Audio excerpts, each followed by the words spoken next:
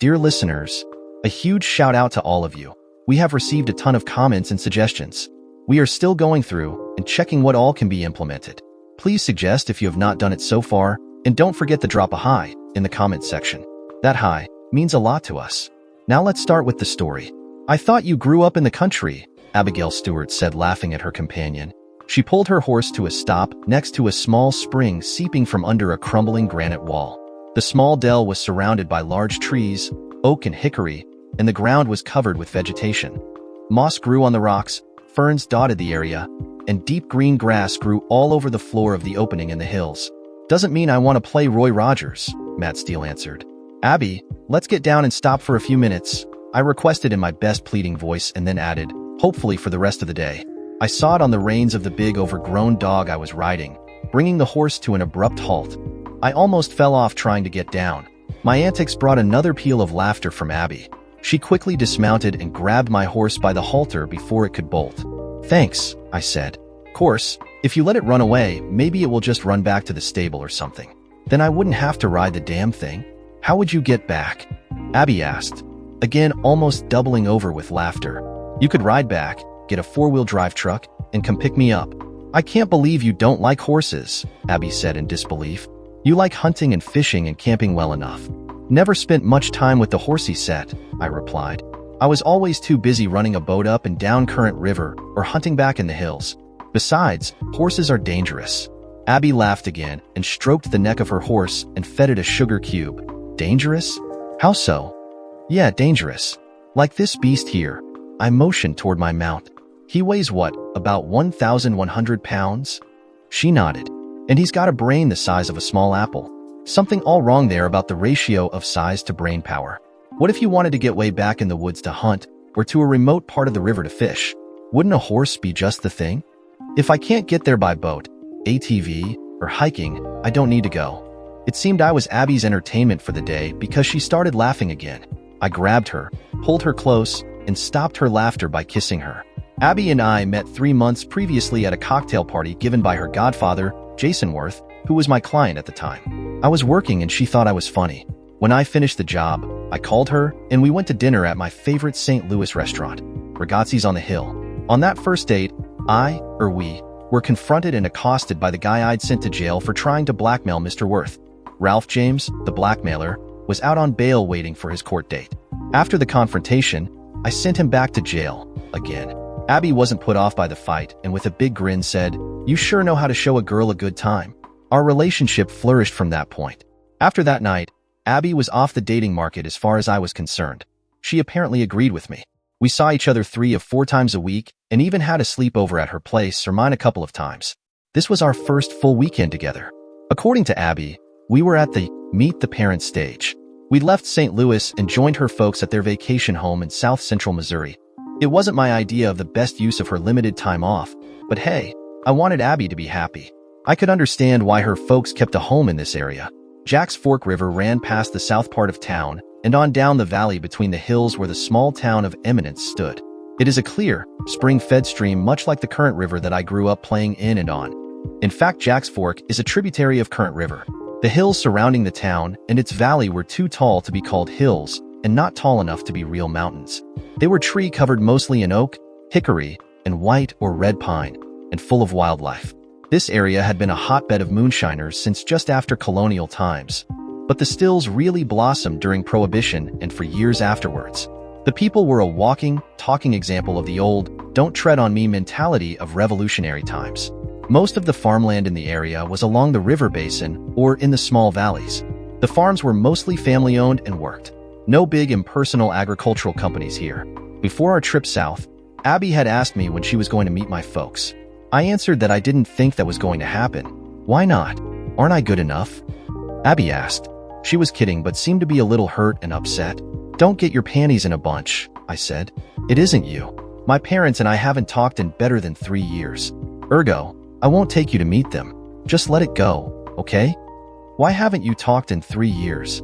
Abby wasn't going to accept my answer at face value, or let it go until she knew the whole story. Abby was and is, in my mind, a beautiful, interesting, desirable woman. We go good together. She's 5'8", with an athletic body that pushes toward voluptuous. Strawberry blonde hair, green eyes, and a few freckles scattered across her nose and cheeks complete the package. Abby is a lot like me. I don't mean we look alike. I'm 6'3" with a fairly hard muscle body and weigh about 200 pounds. I have black hair and gray eyes. What I meant when I said we were a lot alike was that we both enjoy the outdoors, like hunting, fishing, and camping. But the real similarity is that she can be as sarcastic and as big a smartass as me. Abby can be so sweet to someone that butter wouldn't melt in her mouth, and then turn around and cut them down if they deserve it. I do the same thing, although I don't bother with the sweetness part. As I said, we go good together. Why haven't you talked to your parents in 3 years? Abby's repeated question broke into my thoughts. She's like a dog with a bone, I thought. She'll gnaw and worry at something until she gets the answer or the result she wants. I had to laugh to myself, just like me. Well, you know I'm divorced? You told me that the first time we met. My parents didn't take the divorce well, blamed me for everything. So we don't talk anymore. You never explained what happened with your divorce. Abby looked directly at me instead of the scenery. Do you want to talk about it? Not really. I mean, I'm not hurting or sad or even angry anymore, and I don't still carry a torch for my ex. I grinned at Abby. I got closure a long time ago. Abby nodded and turned back to the scenery. But I guess since we're involved, you've got a right to hear the story. It happened before we met, so it's really none of my business, Abby replied. But I knew better. Most people want to know as much about their partner as possible, except for me.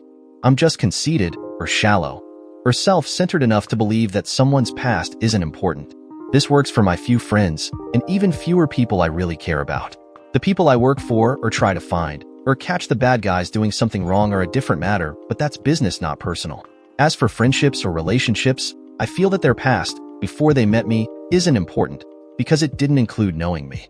Our interaction is what is important.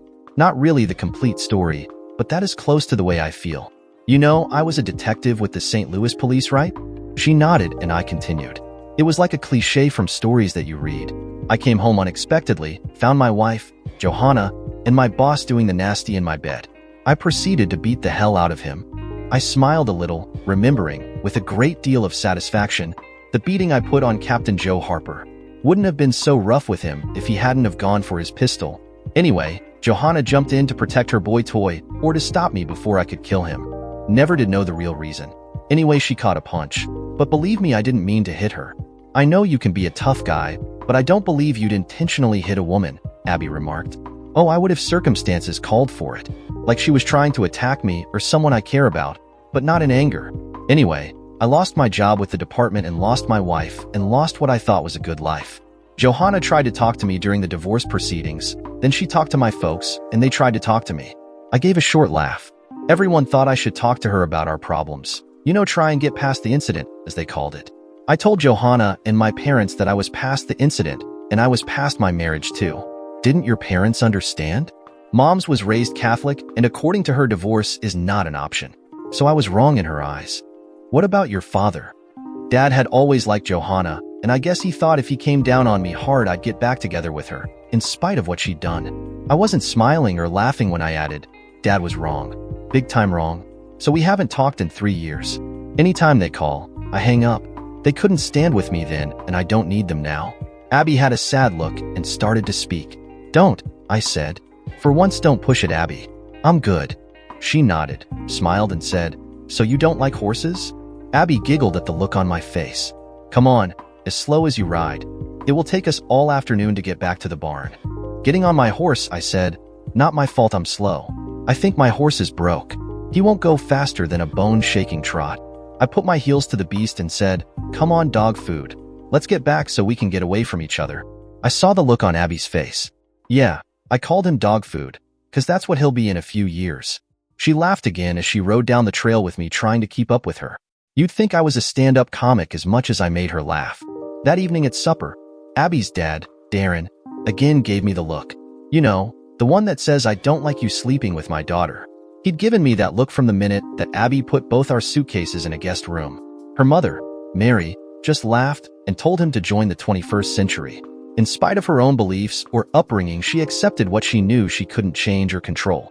Smart woman, I thought.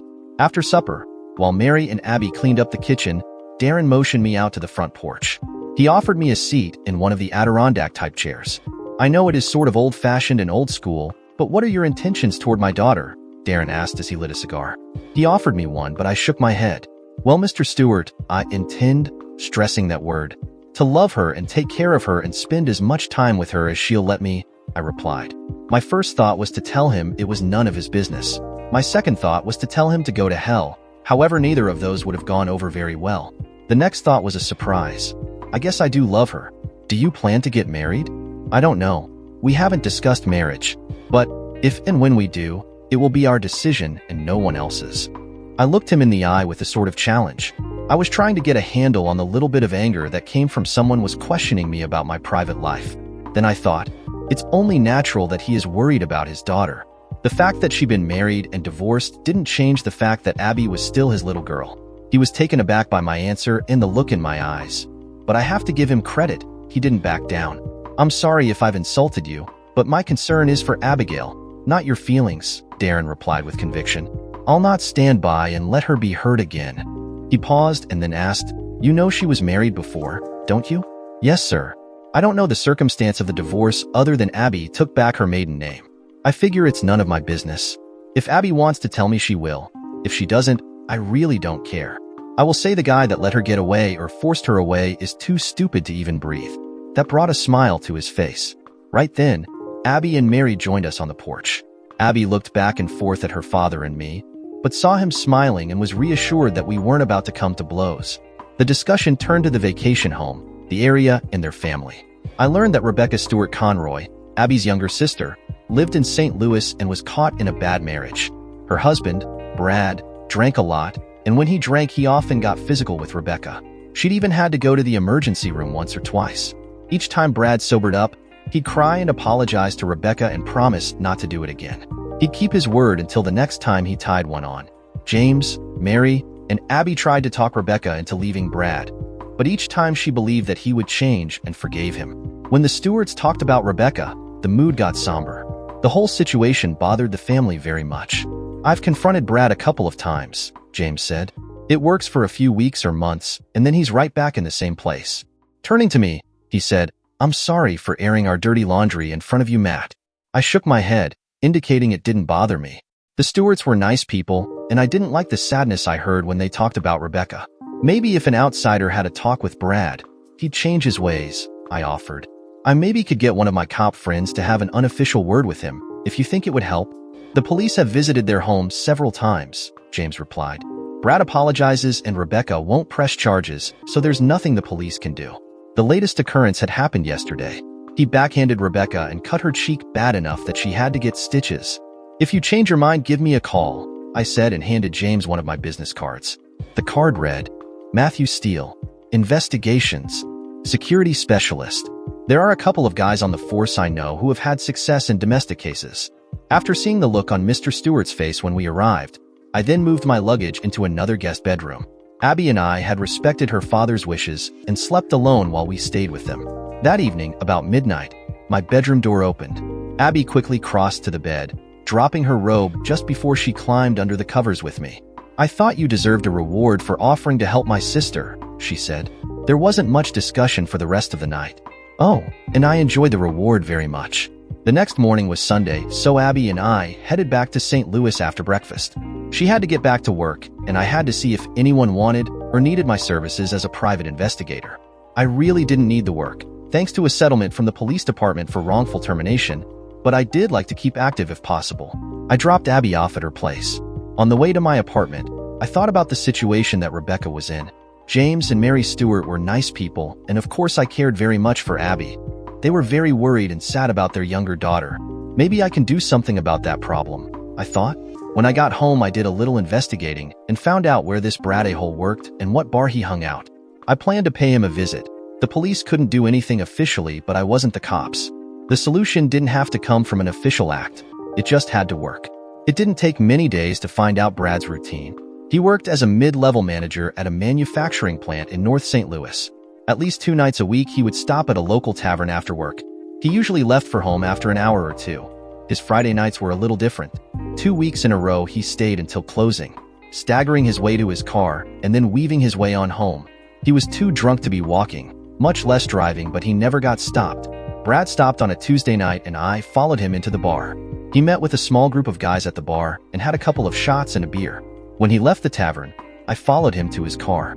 He stopped to light a cigarette, and I walked up behind him. "Brad," I called out. He turned. I bitch slapped him and then backhanded him. He fell to the ground, looking up in pain and surprise. "Hurts, don't it?" I said in a playful voice. "Now you know how Rebecca feels." That line wasn't playful. "Who are you?" he asked as he stood. As he got to his feet, I backhanded him again and again he fell. "Doesn't make any difference. Let's just say I'm an interested bystander." I knelt next to him and slapped him again. "God, stop," Brad pleaded, putting up his hands to protect himself. "I want you to remember our little talk, Brad." I grabbed his hair and turned his eyes toward me. "If you ever hit Rebecca again, I'll come back to see you. The next time you'll never get up. Do you understand?" "What? You'd kill me?" he asked in disbelief. "If it were up to me, I would have put a bullet in your head tonight," I answered. "I have a lot respect for the Stewarts, and I won't hesitate to put you down if there's a next time." Standing up, I said, "Calling the police about our little talk won't do any good. You don't know who I am, and even if you could find me, I have an airtight alibi for this evening." Brad slumped back down, shaking his head and spraying blood from his nose all around. He looked up at me, and I could see the fear in his eyes. He was going to have a couple of shiners. "Remember, Brad, if you ever hit Rebecca again, your body will end up in the Mississippi, floating downstream. Who knows, maybe you'll make it all the way to New Orleans." I turned and walked around the building. That ought to hold him, I thought. I don't normally like to bully people, but in this situation, I actually felt pretty good. "Rebecca called me today," Abby told me. "We were at Ragazzi's again. Seems like we ended up there about half the time when we went to a movie or something. It had been 3 weeks since my meeting with Brad. How's she doing?" "I'll have to meet her one of these days," I replied. "She's doing well. She said Brad has stopped drinking and even gone to a couple of AA meetings." "Well, that's good, isn't it? Maybe he saw what an idiot he was being after he hurt Rebecca the last time." Rebecca said that Brad came home a few weeks ago with his face all beat up. He told her he got into a fight at the bar, and it made him stop and think. He hasn't had a drink since that night. I nodded and tried to keep a self-satisfied grin off my face. "Job well done, sir," I thought. Abby looked at me with a suspicious smile. "You wouldn't know anything about that, would you?" "About what?" I asked innocently while trying to hide a smile. "That Brad had a fight at the bar and decided to quit drinking." "Who, me?" I asked and waved at our waiter for another beer.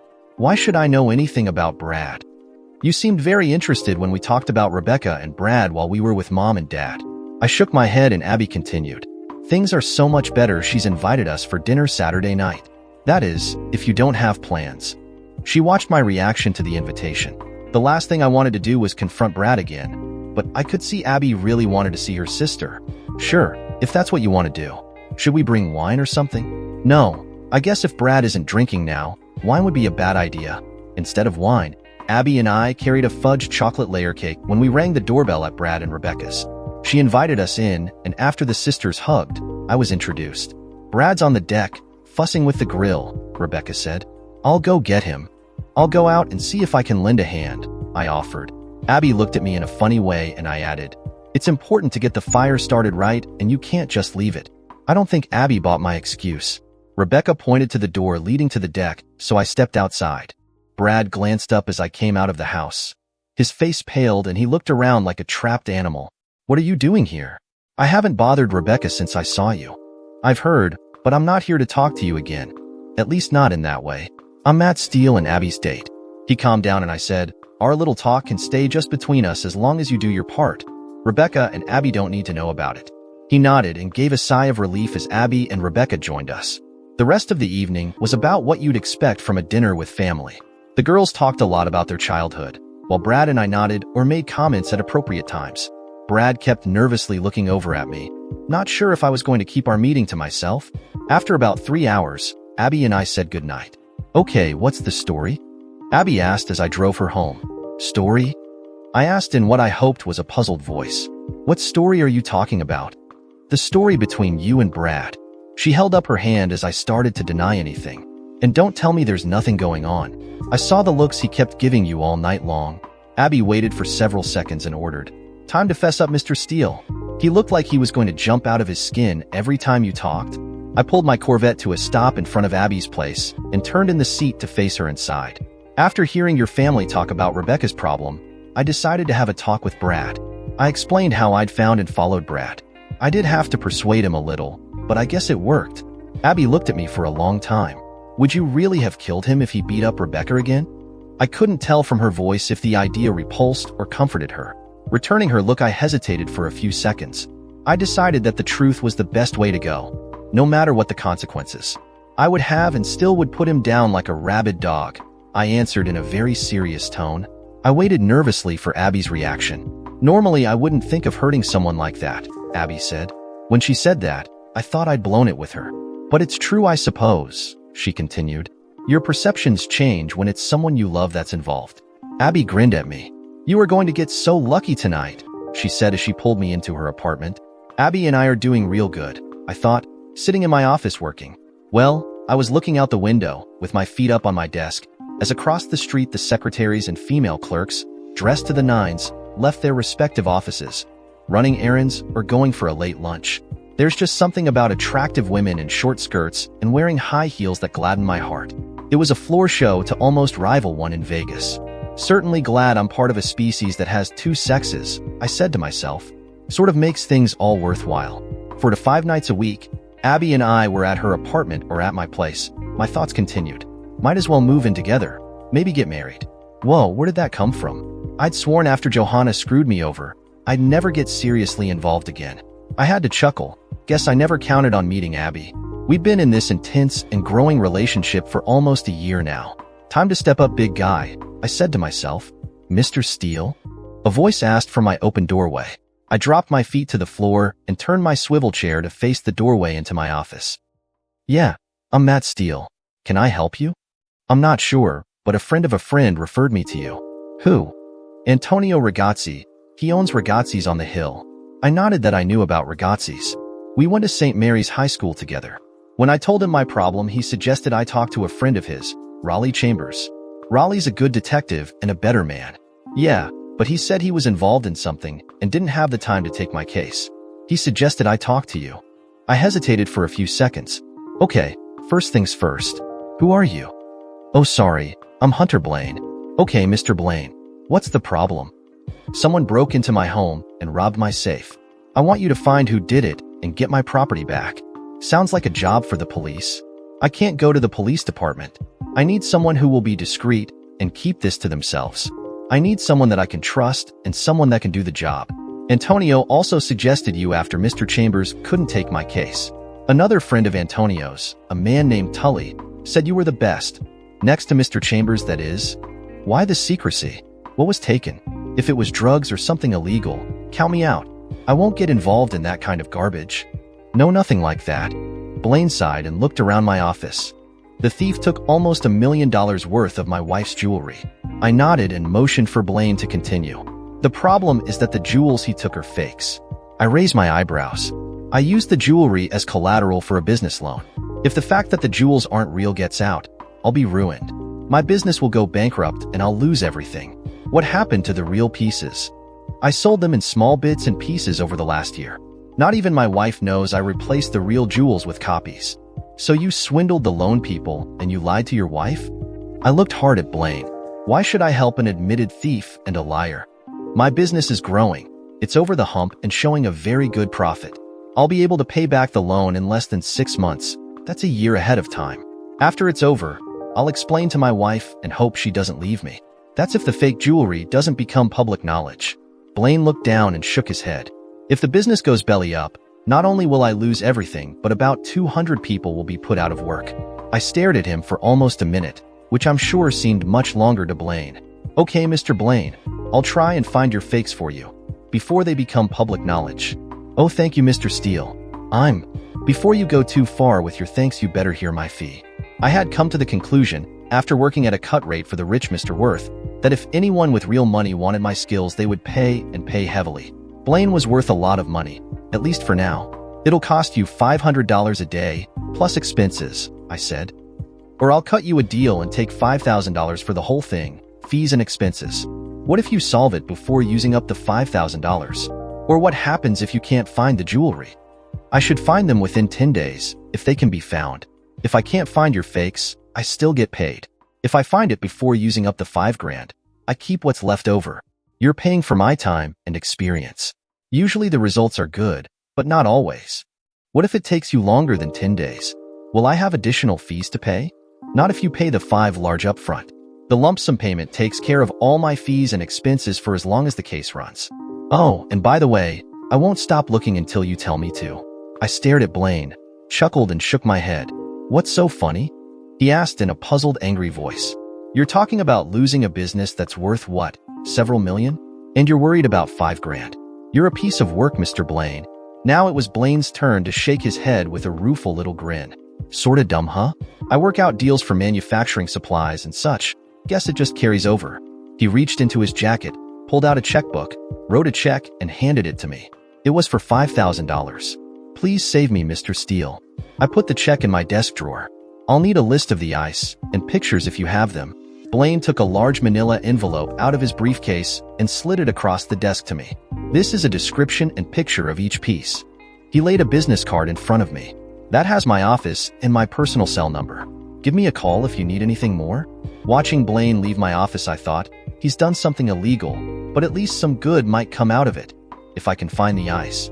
I grabbed the phone and started making calls. Time to check in with my confidential informants.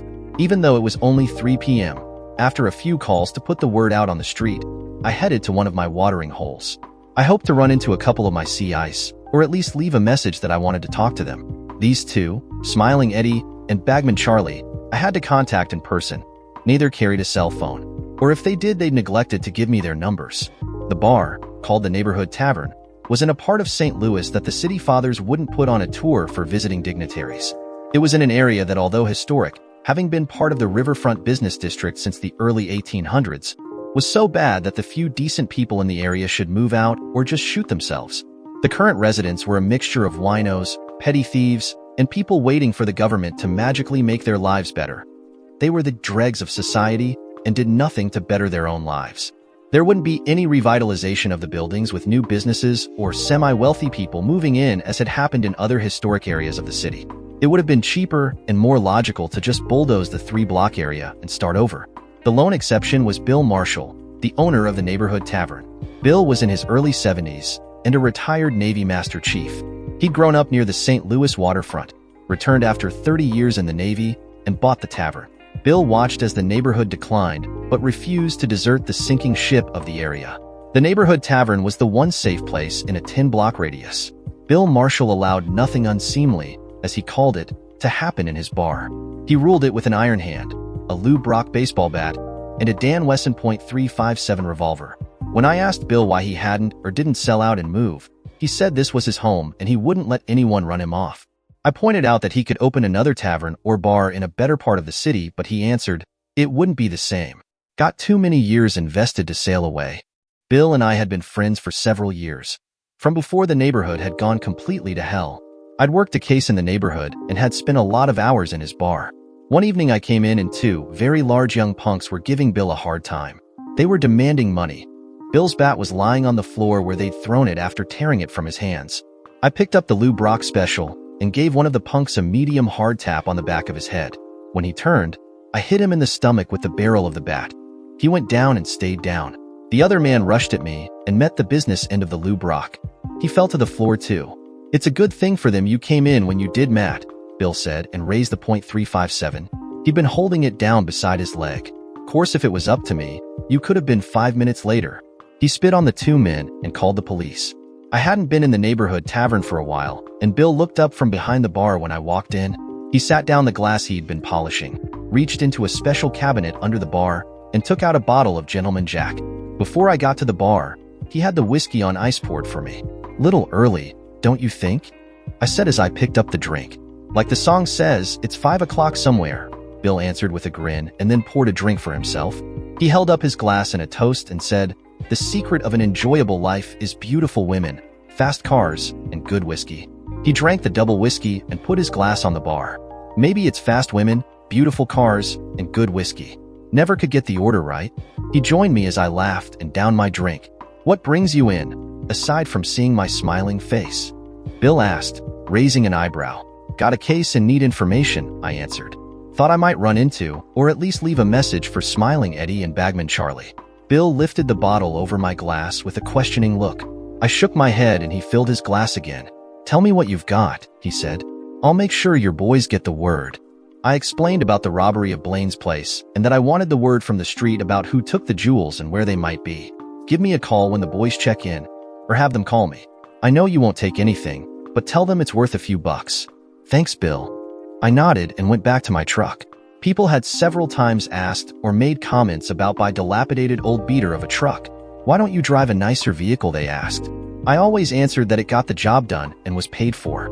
My truck had a damn near full race 350 CI engine and race car type suspension. The body had a lot of Bondo holding it together and 3 different colors of paint. If need be, it could catch or outrun almost anything I might come in contact with.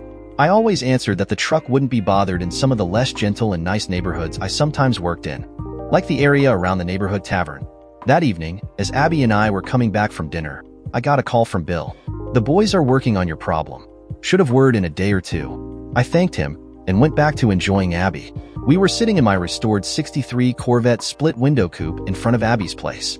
She had a big presentation the next morning, so it was going to be an early night for us. I'll make it up to you, Abby said with a grin. I nodded, and she leaned over the center console to kiss me. I've got a favor to ask, she said, although I probably should wait until I can get you to do my bidding with my womanly wiles. Whatever you need, Abby. I have a friend at work that's having a problem with her son. She's a single mother and the boy is being bullied at school. The school administrators and such say they can't do anything unless they catch the bigger boy actually doing something. Stella is beside herself. She doesn't know what to do. Her son doesn't want her to come to school and confront the boy. He said it would only make it worse. I thought you might talk to him. Maybe teach him some self-defense moves. I looked at Abby for several seconds, shook my head and smiled. You know, you're the only one I know that could get me to do something like this. I shook my head again. Set up a meeting with the boy and his mother, and I'll do what I can. Friday evening I picked Abby up, again driving my Corvette. I drove the car that evening for 3 reasons. 1, I like to drive it. 2, Abby deserved to ride in a fine chariot instead of my beater of a truck. And 3, the car would probably impress the boy. I wanted him to know that I was a serious guy and not just some grown-up his mother had brought over to give him a lot of bullshit adult advice. Stella and her son James lived on the near south side in the Soulard Market neighborhood. It was one of the areas that people were bringing back to life. A lot of young couples just starting out, several retired or near retired people, and a lot of growing families had made the neighborhood one of the best in the city. When I met Stella and James, she immediately began to tell me about the bully, how the school wouldn't do anything and how worried she was. James came home 2 or 3 times a week with bruises and scrapes, once in a while a black eye or a split lip. The whole time she was talking, she stood behind where the boy was sitting and stroked his hair. James wasn't the happiest of campers and kept trying to shrug her hand off his head. About the only thing James had said during all this was, Mom. I listened to Stella for several minutes, it seemed like an hour, and held up my hand. Do you prefer to be called James or Jimmy? I asked the boy. Jimmy sounds like a little kid's name. I like to go by James. Okay, come on James, let's take a ride in the Corvette. I motioned him to follow me, and we climbed into the sports car. The tires spun as I pulled away from the curb. We drove over to Lafayette Park and took a walk in the park. As we walked, I looked at the boy. He was a typical 14-year-old. Tall for his age, he was going to be a big man when he reached his full growth. Right now, he was all gangly arms and legs. A little clumsy trying to get a hold on his recent growth spurt to 5 feet 9 inches. Slender build, but the big hands and feet showed he would top 6 feet and 200 pounds as he aged. All in all, a nice-looking young man, I thought. We found a bench overlooking the pond and watched the people in paddle boats for a short time. Tell me about it, James, I said. The kid's name is Sam. He's 17 and a lot bigger than me. 2 or 3 times a week, he takes my lunch money away from me. He slaps me around until I give him the money. Sometimes he doesn't ever take the money, he just slaps me around. The teachers say they can't do anything unless they see him doing it, but he's always careful and makes sure no teachers are around. The boy sighed and looked at the people on the pond. I wish I didn't have to go to that school anymore. Wish I knew some karate or something. I wish I wasn't such a coward. James hung his head and I could see tears in his eyes. Look, you're not a coward. Going back to school every day, in spite of what Sam does, shows that. So, if you're not afraid, the thing to do is hurt Sam as much as you can each time he tries to slap you around. If he jumps you, do everything you can to hurt him as much as he hurts you. I put my hand on his shoulder and continued. I can show you a few moves to help protect yourself, but the most dangerous part of a man is right there. I put my finger on his forehead. If a guy's head is right, he can be very dangerous. I don't understand, the boy said. He looked puzzled. You think you can't beat this Sam because he's a lot bigger than you. I can teach you some moves that will make it harder for him to slap you around, but until you get bigger, they're just defensive moves. So what? I just let him keep beating me up? No. We'll mix in a few offensive moves that will probably make Sam decide it isn't worth bothering you. James again looked puzzled. What do you mean? If Sam hits you, hit him back as hard as you can. Keep throwing punches until you can't anymore. I could see the skeptical look on the boy's face. Or better yet, get in the first punch. James looked at me like I was nuts. Look, you're going to get beat on no matter what, right? Make the guy pay. Let him go home with a black eye or a split lip. I guarantee you that after a couple of times of Sam taking some hits, he'll back off. For over 30 minutes I showed, and we practiced what I had preached. As we worked through the moves, I could see a different look in his eyes. A confidence now found. Afterwards, I motioned for James to follow me back to the Corvette. If nothing else, at least you'll know you stood up for yourself and you'll feel better. Not to be a typical adult, but believe me, how you feel about yourself is important, especially as you get older. James looked at me for a long time and then smiled. I like it, he said. You're right, Sam's gonna steal my money and beat on me anyway. I might as well make him pay for it. We got into the Corvette and I took James home. Moms are great, but sometimes they just don't understand some things. If you need to talk to someone, call me, I said and handed him one of my cards. Stella asked James if he was all right when we entered the house. He just smiled, nodded, and went to his room. What did you and James talk about? She asked. Is he going to be all right?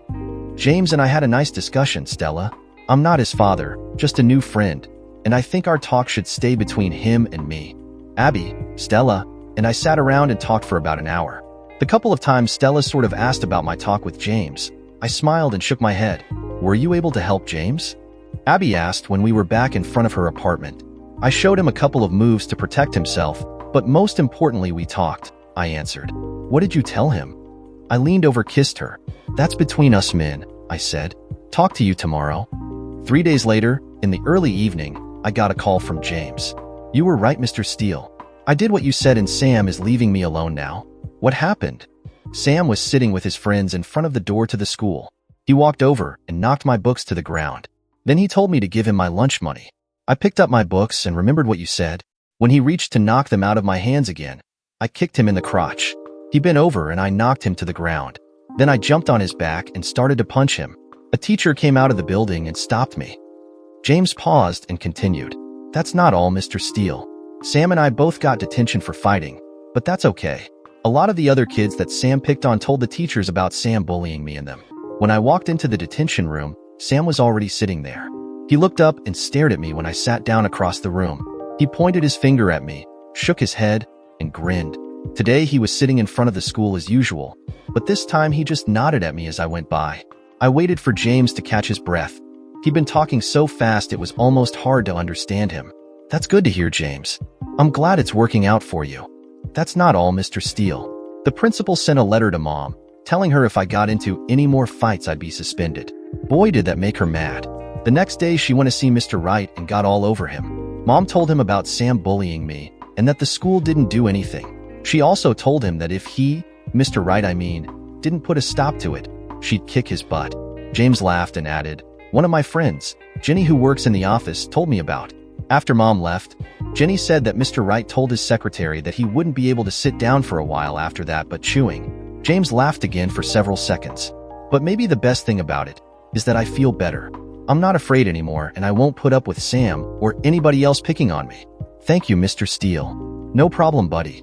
If you want to talk or anything, give me a call. After I hung up, I stared at a painting on my wall, lost in thought.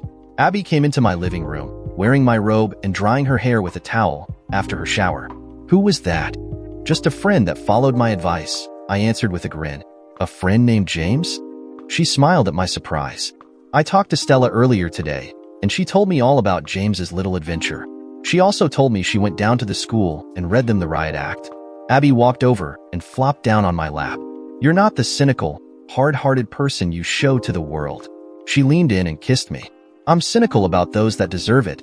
I'm hard-hearted when I have to be, I answered with a serious face. But James doesn't fall into either category. Without a father to teach him, he just needed a man's point of view. I shrugged my shoulders and smiled. Guess what I told him worked? He's a happy little guy. Stella told me about the bullying and that you told James to fight back. Abby leaned back and added, he could have been hurt. That Sam is much bigger than him. Abby, he was being hurt anyway, and not just physically. He didn't feel good about himself, and that could be worse than a black eye or something else.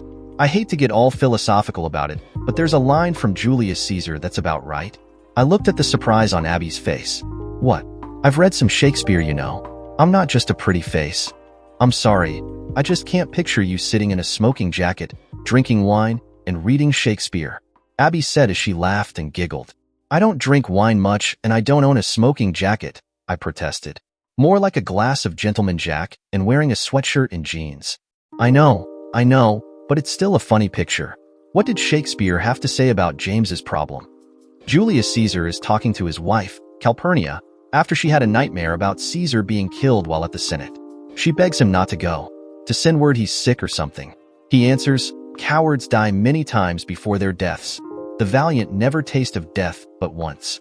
Tone down, that's what I told James. And what does Shakespeare have to say about love? Abby asked as she snaked her arms around my neck. I thought for a few seconds and said, I'm not sure about Shakespeare, but this is what I have to say about it.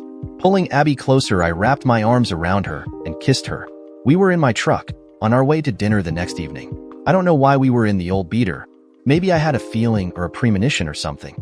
My cell phone made its stupid noise to let me know I had a call. I didn't recognize the incoming number. Matt Steele, I answered. Hey, it's Bill down at the neighborhood.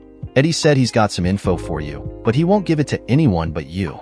Wants to meet you here tonight at 7. Hell, that hardly gives me time to get there. I'm way out on the West End. Tell him I'll meet him tomorrow, would ya? Won't work. Smiling, Eddie says he's leaving town tonight. Says things are getting too hot for him, and he's bugging out. Says Bagman Charlie has already bugged out. If you want to talk to him, it has to be tonight. I pulled the truck into a parking lot next to a closed business. Never did like talking on the phone and driving at the same time. Hesitating for several seconds, I said, tell Eddie I'll be there as quick as I can. Gotta make a stop first. Turning to Abby, I explained the situation. I'll drop you by my place on the way. You can order some Chinese or a pizza for us and I'll be back in an hour or so. I put my hand up to the side of her face. Sorry, I've got to go see this guy. Why can't I go with you? Abby asked. The neighborhood tavern is not the kind of place I'd take a lady. Especially my lady, I replied. Hell, it's not the kind of place I'd take a SWAT team. I don't even want to go there unless I have to. Matthew Steele. I'll have you know I'm capable of taking care of myself. Abby slid across the bench seat of the truck and leaned against me. That's one thing I like about my truck better than my Corvette. Abby can sit next to me and not stuck in a bucket seat. Besides, you'll protect me, won't you? She batted her eyelashes and pouted at me. Then she broke up laughing. Really, Matt, I'll be okay. I knew when I was beaten. Nodding, I started the truck, made a U-turn, and headed for the neighborhood. The big V8 roared as I raced to get to the tavern before Eddie decided to leave. I did a power slide up to the curb. Almost misjudged that one, I thought, as the truck slid into the curb and rocked back and forth. Abby followed me out of the driver's side. Her eyes were sparkling and she looked excited.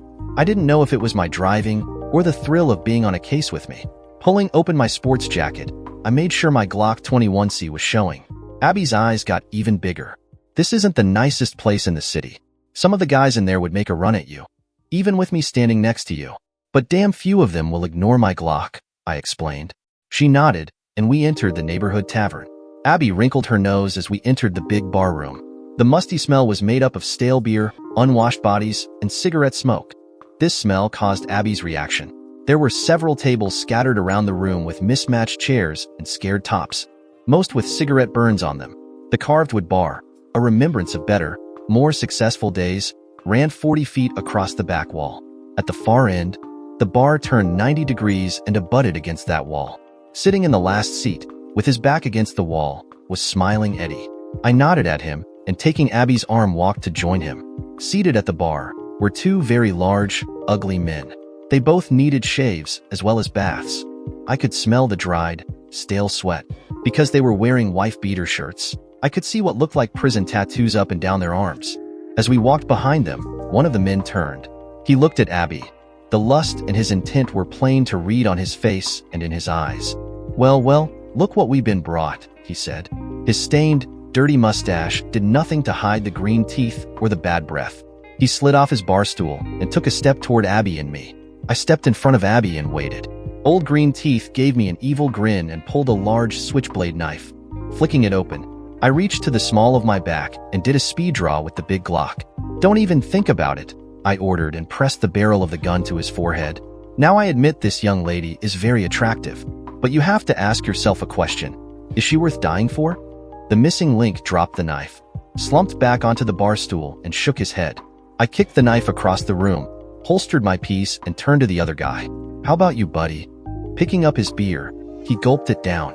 "I got a wife, and I reckon it's time I go home to her," he said. Standing, he nodded at his friend, then at me, and walked out of the tavern. "If it's okay, I think I'll leave too," the other one said. He didn't even bother to finish his beer. He just walked very fast, almost running, to escape the crazy dude with the big gun. He kept looking back over his shoulder to make sure I wasn't following him. I turned to Abby. "See, not the nicest place in town. I think you made ol' Iron Mike there wet hisself," Bill said with a big grin. "Glad you didn't shoot him, though. Blood's a lot harder to clean up than urine." "Abby, this is Bill Marshall, the owner of this fine establishment." "Bill, this is Abby Stewart. She's my, I stuttered, not knowing how to explain our relationship. "Oh hell, she's mine," I finished. "A pleasure to meet you, Miss Stewart," Bill replied. "Why don't you let me get you a drink while Maddie talks to Smiling Eddie?" "Maddie?" Abby said and giggled. "Really? Maddie?" she repeated and looked at me. I shook my head and went to take the stool next to Smiling Eddie. He had a worried look on his face and wasn't smiling. "Talk to me, Eddie. What did you find out?" "I got a name for you. Dude I know told me this guy was bragging about heisting a lot of ice, so I checked into it." "It'll cost you, Matt," Eddie said. "I gotta get out of town." "Eddie, I've always taken care of you," I said. He'd always done a good job for me, so I handed him a 50. "Why do you have to leave town?" This guy heard me, and Charlie was a skin around, and he's not the kind of guy I want to be on his bad side. He's a real hard case, so I'm getting while I can. Hell, Charlie's already split. Eddie looked around me at the front door, as if he expected someone to come after him. "Okay, what's his name and where can I find him?" "Sidney Jenkins. Everybody calls him Sasquatch, but not to his face." Eddie looked at the front door again. He's really spooked, I thought. Eddie had always been a little squirrely, but I've never seen him this scared. "Sasquatch," I thought. "You've got to be kidding." I shook my head. No accounting for taste. "Sasquatch, Eddie?" "Yeah. Sid's a really big, scary guy. He used to play pro football about 10 years ago. Then he tore up his knee and had to quit. People tell me he's been in a bad mood ever since." He gulped down his drink, and I motioned to Bill for a refill. "Where can I find him?" "Don't know where he hangs." Heard he started looking for me and Charlie before I could get that close. Word is Sid didn't like us skin questions about a certain robbery.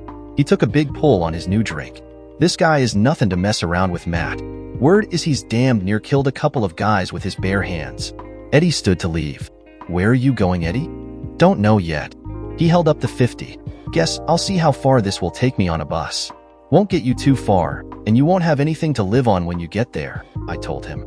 "Here," I said and handed him 4 more 50s. Course, it was Blaine's money. "Let me know if you come back." "Thanks, Matt. Try talking to Calvin, the fence over on Shoto and 6th. He works for Raleigh Chambers sometimes and he's into ice and shit." Eddie headed for the back door. "See ya, Matt," he said just before he left the tavern. I found out later that Eddie was found beaten half to death outside of the bus station. I walked back to where Abby was sitting, talking to Bill. "We can still make dinner if you want to," I suggested. "I'd ask you to stay," Bill said, "but the second half of my entertainment didn't show up tonight." He smiled at me. "It's been a pleasure to meet you, Miss Stewart. Come back and see me sometime. Maybe when you can get a police escort." Back in my truck, Abby laughed. "Let's see. There's Iron Mike, Smiling Eddie, Bagman Charlie, Sasquatch. Who's next? Darth Vader. What's ice anyway?" "You run into some colorful characters in my line of work," I said, smiling back at her. "Ice is a street name for jewelry, you know, diamond rings, necklaces, rubies, that kind of thing." Abby got a serious look on her face. "Those people are so sad. Poor Eddie and that Iron Mike and Ralph James. How do you stand being around them?" "That's just part of the city, Abby. It's part of my job, but it isn't me." I took her hand and pulled her across the seat closer to me. So I'm yours, am I? She grinned, reminding me of my confusion when I introduced her to Bill. I shook my head. Yeah, I replied. That's if you want to be. I'm here, aren't I? Abby kissed me on the cheek and laid her head on my shoulder. The drive back to my place was a little slower than our race to meet Eddie. I can't take you to dinner tonight, I told Abby the next morning as she was getting ready to go to work. She kept some of her things at my place so she wouldn't have to run home mornings after she stayed over. I've got a meeting to attend. You could come back here and maybe we could have a late supper, I suggested. Got a date with a hottie, do you? Abby was smiling, knowing that she was the only hottie I was involved with. Yep, I answered. Her smile slowly slid off her face. First, I'm going to see that fence that Eddie told me about. Then I've got a date with Sasquatch, if I can find him. Her smile reappeared. I kissed her, waved goodbye, and left the apartment. As I got to my truck, I dialed a number on my cell. This is Chambers, I heard when the call was answered. Hey Raleigh, it's Matt Steele. Hi Matt. Is this a social call, or do you need something? A little of both, I guess. I want to talk to your CI, Calvin, about some hot jewels, but wanted to check with you before I talk to him. I don't want to mess up anything for you. Calvin and I go way back, Raleigh said. I'll give him a call and tell him you're coming. If it's about jewelry, he'll know about it. Thanks, Raleigh. I'll try and return the favor someday. Oh, almost forgot, Raleigh continued before I could hang up. Tully said to have Abby give him a call about their next class. He might have to reschedule. Class? Tully? What class? I asked. That Abby and Tully were even talking, much less doing something together, was news to me. You didn't know? I guess not by your reaction. Raleigh didn't say any more. Come on, Raleigh, I prompted. You can't just leave me hanging. Okay, but don't let on to Abby I was the one to ruin what was going to be her surprise. Abby has been taking the basic handgun course out at Tully's place, Missouri Tactical Academy. After she finishes training, she's going to get her CCW. Why does she need a concealed carry permit? I asked before I thought. Guess you're the wrong one to ask, aren't you? Thanks, Raleigh. I'll let you know if Calvin is any help. See ya. I started my truck and drove toward my office. Now, why would Abby want a CCW? I asked. It was a rhetorical question because there wasn't anyone there to answer it. I sure the hell didn't know. Around 1 p.m. I called Abby. I usually called her if we hadn't been together the previous night. This time was different. Hey Abby, I've got a message for you. I paused for a couple of seconds. Tully said to give him a call about your next class. There was silence on the line. Finally I said, Abby? It was supposed to be a surprise, she said. Why do you want a CCW? Well, Jessica and Julie are involved with their detectives, and they have them, so since I'm involved with a detective, I thought I should have one too. Abby hesitated, waiting for my reaction, but I kept quiet. Maybe you'll need a gun-toting mall to back you up sometime, she said, trying to make a joke. I don't think so, young lady, I replied. Anyway, I'll see you about 9. Okay. The pizza will be waiting, and the beer will be cold, Maddie, she answered and hung up before I could remark about the Maddie. Calvin, I said as I entered the rundown storefront in an area that could have been called Skid Row if it were nicer. The man behind the counter at the back of the store nodded. I'm Matt Steele. Raleigh told me you'd be coming by. Told me to help you any way I could. Calvin gave me a small calculating grin. So how can I help you? I explained about the robbery and what was stolen. I didn't tell him the jewels were just paste and cubic zirconium, that they weren't worth much more than costume jewelry. A fella named Sidney Jenkins called. Said he had $1 million worth of jewelry and wanted $400,000 for them. Said he'd bring them by my place in a couple of weeks and for me to have the money ready. Calvin shook his head. Can you imagine that? I'm supposed to just hand over 400 large on his say-so. I was born at night, but it wasn't last night. Sounds like my guy. Know where I can find him? Strange you should come by today. I'm supposed to meet him at Dooley's at 8 p.m. day after tomorrow. You know the place over on Laclede? I nodded that I knew the bar. Said he'd have a couple of pieces with him for me to look at. Think he might be there tonight? I asked hopefully. I checked up on this guy. Dooley's is his regular place from what I hear. Got a booth in the back that he does business out of. That booth pretty much belongs to him. Friends tell me people call him Sasquatch because he's so big. Calvin hesitated and asked, You not gonna blow my deal, are you? Calvin, there is no deal. Take my word for it. I can't tell you more or explain why, but you don't want any part of this. Raleigh says you're a stand-up guy, Matt. If he trusts you, I guess I can too. He nodded and added, I'll just stay close to home, and if Mr. Sasquatch wants to see me, he can come here. That might not be a good idea, Calvin. From what I hear, Jenkins is a real ball buster. Calvin reached under the counter, pulled out a sawed-off double-barrel 10-gauge, and laid it in front of him. Don't care how bad or how big he is, he hefted the shotgun. Mabel here can bring him down to size. I smiled at the small man and the big gun. Reckon you could bring down an elephant with Mabel there. Should work for a Sasquatch. I waved and turned to leave. Thanks for the help, Calvin. I'll see you don't get hurt by it. Guess I'll go back to my office, I thought. Think I'll go visit Mr. Jenkins this evening. Checking my watch, I saw I had about 4 hours to kill. No need to get to Dooley's before 8. Characters like Jenkins don't start their night until 10 or so. It was 8:35 when I entered Dooley's pub. The place wasn't quite as bad as the neighborhood tavern, but damned close. I found a spot at the bar where I could put the wall at my back and ordered a beer. The bartender stared at me as he put the bottle down. Ain't seen you in here before, he said. That'll be $2. First time in here. Nice place, I replied and handed him a 20. He snorted and placed my change on the bar. Jenkins around tonight? I asked and slid the change back to him. You mean Sasquatch? He made the change disappear. Nah, usually doesn't come in until around 10. You a friend of his? Nope. Got a little business to transact with him.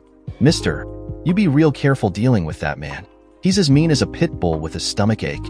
I talked to my new friend, the bartender, for almost 2 hours and 2 more beers. Each time I gave him a 5 and waved away the change. There he is, my new friend said and nodded toward the door. I looked toward the front of the room and saw one of the biggest men I'd ever seen in person. Damn, he has to be 6 feet 6 inches, and he must weigh close to 300 pounds, I thought. None of looks like slack belly either. He looks hard and fit. Jenkins stood in the door, turning his head to look around. I saw a receding hairline, but with long blonde hair worn down his back almost to his shoulders.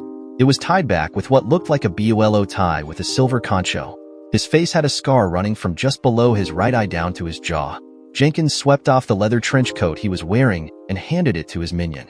When he did, I could see his big chest, shoulders, and arms. All in all, I couldn't think of anyone I wanted to confront less. I don't know if even Calvin's Mabel is big enough to handle him, I joked to myself. He made his way to a large booth in the back corner. It was U-shaped, but the back seating area had been cut out and a larger overstuffed chair had been put in place of the rear bench seat. When Jenkins sat down, the big chair looked like his throne. He motioned to the bartender and was brought a bottle of premium whiskey and a glass. I waited until he'd had his first drink and walked over to his booth. Mr. Jenkins, I'd like to talk to you for a few minutes. Who are you? The sneer on his face told me this wasn't going to be easy. Name's Matt Steele. I'm a private detective. I understand you, well, let's say, came into possession of some jewelry that belongs to Hunter Blaine, who lives over in Creve Coeur. So what if I have? Mr. Blaine asked me to look into a theft at his home. If the jewelry that you have belongs to him, I'd ask you to give it to me. I'll take it back to Mr. Blaine. Oh, and I also want to know who hired you to make the heist. What makes you think anyone hired me? No way for the word to get out on the street about the contents of Blaine's safe. Information had to come from an inside source. Ergo, that inside source hired you to make the heist. Ergo? My, aren't we educated? Jenkins gave me what passed as a smile. More like an evil grin, I thought. What if I don't want to give it to you, or this Blaine guy? I'd noticed that Jenkins didn't say a lot. I'm very observant that way. Jenkins didn't posture, or put on an act, or give off a sense of bravado. Guess when you're that big, you don't have to act brave or tough, I thought. Maybe it's because you are brave and tough and big. It's my job to return them to Blaine. If you won't return them, I'll have to persuade you. Jenkins slowly stood. He grabbed the large metal and wood table and set it to the side, so we faced each other with nothing between us. Damn table must weigh a couple of 100 pounds, I thought. Think you can persuade me? Mr. Jenkins, I've never met anyone I'd rather not have to go up against than you. But I'll take you down if I have to. Sasquatch moved extremely fast, not only for a big man but for anyone. He threw his glass at me and rushed toward me. I tried to kick him in the groin, but my foot slipped on the spilled drink and I hit his stomach. It was like kicking a brick wall. Jenkins grunted, but didn't stop his headlong rush. He grabbed me around the waist, picked me up, and threw me at the wall. I'd hit him with 3 of 4 good punches as he hefted me, but he acted like they were bee stings. Flying through the air, I thought, hell, this is gonna hurt. It did. Before I could get my feet under me, he started for me again. As I stood up, Jenkins used his right hand to backhand me. I fell against the wall, rebounded, and hit him across the bridge of the nose with the side of my hand. Never use your fist on a guy's head, I reminded myself. During my career as a St. Louis policeman, I'd taken all the self-defense courses the department offered. I'd even taken some outside training. My instructors all said the same thing.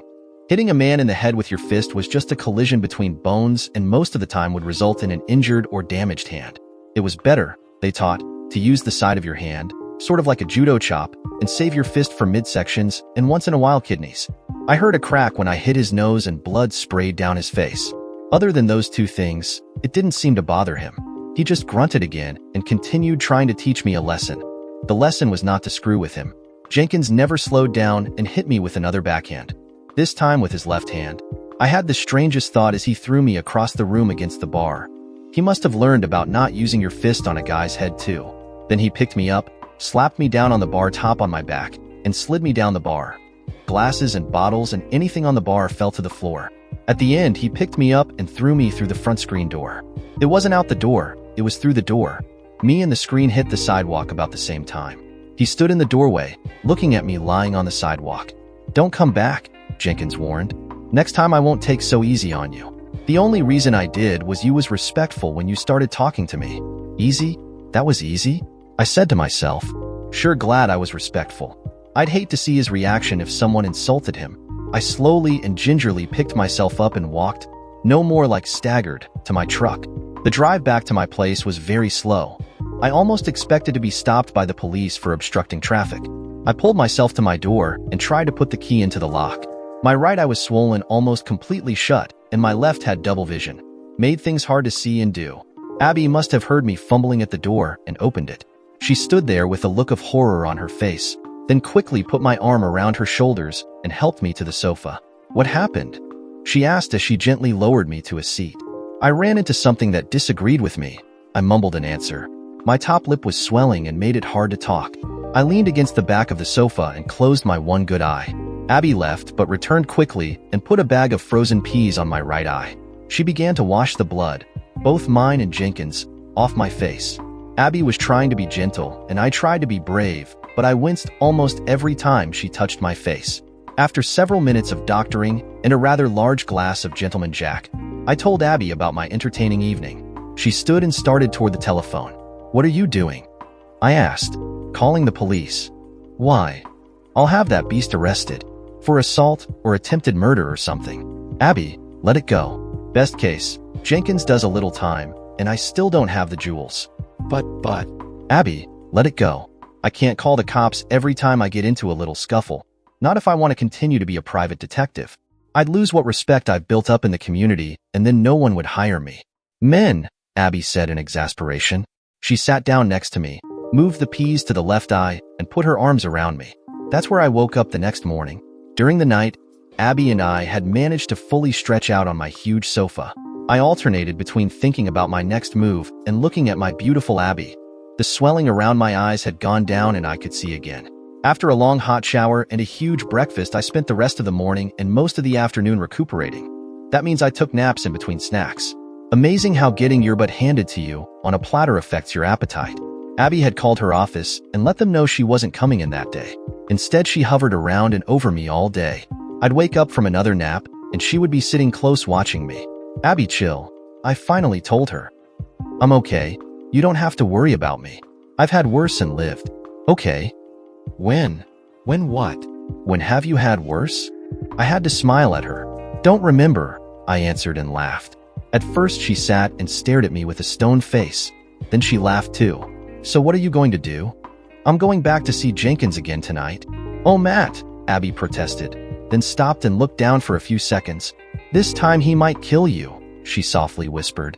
"He might, but I don't think so. I think he kinda likes me." I had to laugh at the look on Abby's face. "Seriously, this time I won't give him the chance to hurt me. Are you just going to yell at him from across the room?" Abby asked sarcastically. I shrugged and she added, "I could go with you and cover your back.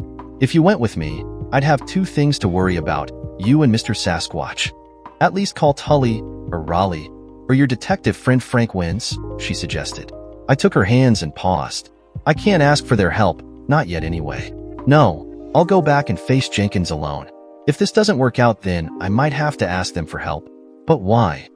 "Several reasons. You want me to list them?" Abby nodded and I said, "First, it's my job. I took a man's money and gave him my word I would help him. That's important to me. Second, remember the talk I had with James? She nodded again. Same goes for me. If I don't go back, I'll always wish I had. I'd always think of myself as a coward. I can't live hiding from bad people, even someone as bad as Jenkins. And third, guess you call it a full measure of payback. That's it, I finished. Men, she repeated. You're all little boys at heart.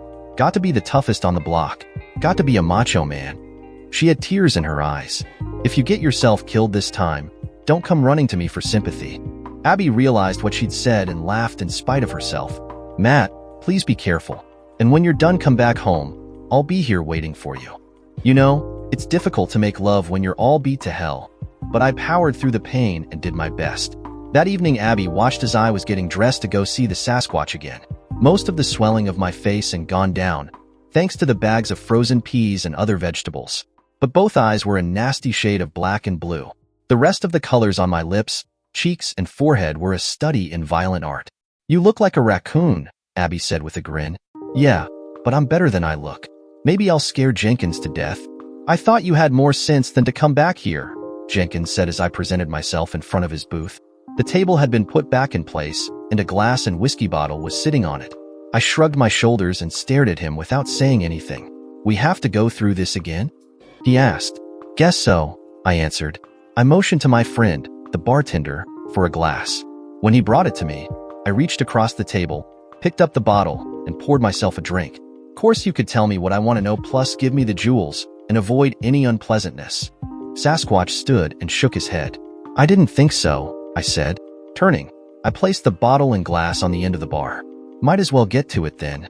It's one thing to know and remember how fast this guy was. It was another thing to have him come at you with that speed. He was almost around the table and on me before I could set myself. Jenkins threw a punch with his big right hand, but this time I was ready.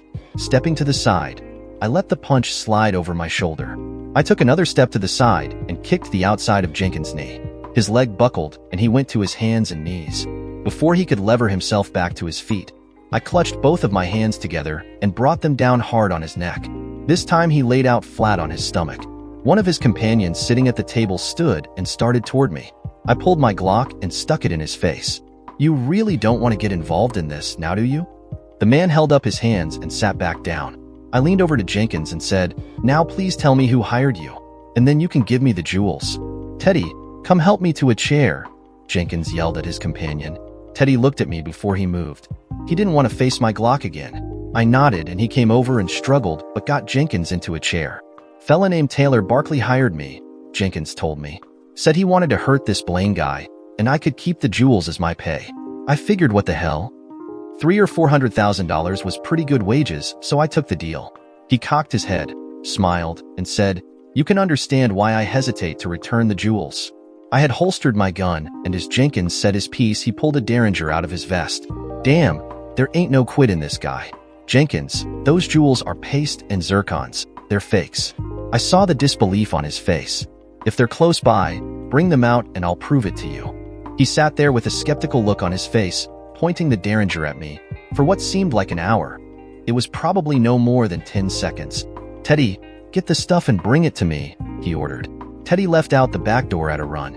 I motioned to the bartender, and he brought over the gentleman Jack and 2 glasses. He poured a drink for each of us and beat feet back behind the bar. Teddy came back carrying a small duffel bag. He started to hand it to Jenkins, but Jenkins motioned to give it to me. I took the duffel and set it at my feet. Opening the zipper, I took out what looked like about a 4-carat diamond ring. Tossing back the rest of my drink, I looked at Jenkins.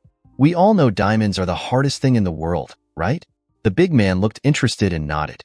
If this is a diamond, it should be able to cut this glass, right? Jenkins nodded again. I saw Teddy and the bartender nodding too. I took the ring, held up the glass, and ran the edge of the supposed diamond across the side of the glass as hard as I could. When I finished, I handed the glass to Jenkins, and then I handed him the ring. The glass was unmarked, but there was a large worn-down spot on the ring. Don't take a jeweler to know this ring is a fake, Jenkins said after looking closely at it. He threw the ring across the room, and the glass followed. Son of a bitch played me. Yes, he did. I guess that concludes our business this evening, Mr. Jenkins. I hefted the duffel and added, Think I'll take this trash and return it to its owner. I'll have to come see you, Jenkins said. I won the first round, you won the second. We need to play out the rubber match. Sasquatch, if I see you again, I'll put a bullet in your brain. I turned and left the bar. Abby was waiting at home. By God, you did it, Hunter Blaine exclaimed. We were in my office. And in only 3 days. He laughed and said, I guess you got the best of the deal. You know a guy named Taylor Barkley? Yeah, he's my biggest rival at the company. He's always trying to gain enough votes to take over the board of directors and force me out. Blaine looked troubled. Barkley set it up to rob your home. Guess he figured to embarrass you and take over. I thought of another thing I needed to tell Blaine. By the way, you, me, and the guy who helped me recover the ice are the only ones that know the jewels are copies. That son of a bitch, Blaine said. I'll deal with him at the next board meeting. He stood to leave. I guess we're all square. Not quite, I answered. I want you to take $5,000 to a man named Jenkins. He's the one Barkley hired. You can find him at a place called Dooley's around 10 p.m. some night. It's on the seedy end of Laclede. Why? Without him, I'd still be looking for your jewels. You owe him. Blaine nodded. It's a hell of a lot less than I would have lost. I'll do it. One thing, when you take the money to him, take cash. I also suggest you hire a 2 or 3 off-duty cops, in uniform, to go with you. Dooley's isn't the Ritz. It's not a very upscale place. I'm glad that's over, Abby said. We were snuggled up on my sofa, pretending to watch TV. Not just yet, I replied. Then seeing the look on her face, I added, I've got one more guy to talk to. No, it's not like I talked to Jenkins. This will be very civil. I leaned away from Abby so I could see her face. You know, we should look for a bigger place. Yeah, I mean, my place is okay, but not for 2 people all the time. In case you missed it, I'm asking you to move in with me. I'm tired of bouncing from one place to another and not having you here every time I come home or wake up. I paused for a few seconds. What do you think? Abby answered my question in a most enjoyable, strenuous way. My injuries from the beating didn't slow me down a bit.